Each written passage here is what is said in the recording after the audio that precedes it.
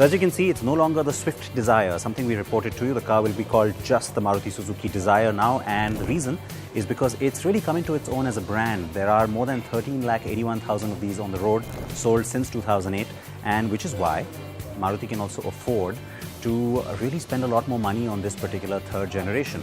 How has that been done? Well, the primary difference is that the A pillar is a lot more angled, more sedan-like, says the company, and so it will not just be the hatch with a boot. That's how it has been in the past two generations, and so which is why up to this point is where you find a lot of commonality with the future Swift hatch, which arrives in February.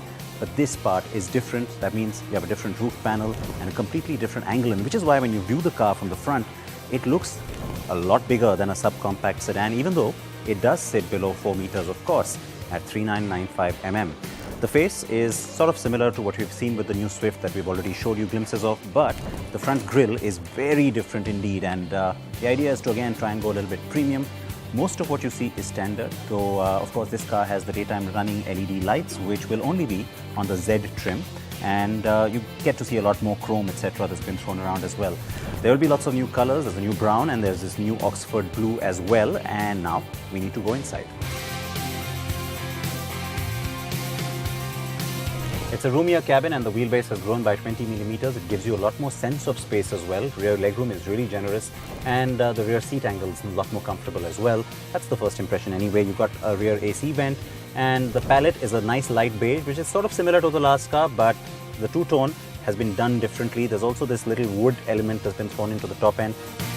Flat bottom steering wheel, steering controls, phone controls, all of that is stuff that you've seen before. Just the layout and the design is nice and updated.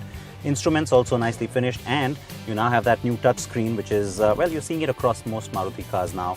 The top end versions get this touch screen, which have Android Auto, Apple CarPlay, Mirror Link, and of course also gives you navigation as an option. AC's got the climate control option again at the top end, which is nice.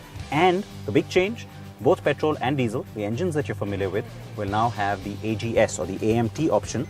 This car, as you can see, has that, and that's a nice little feature. I can tell you it's going to be very popular, unlike the last car where you got the diesel with the AMT and the petrol had the old conventional automatic. So big changes, nice and roomy, and again the attempt to go a little bit upmarket.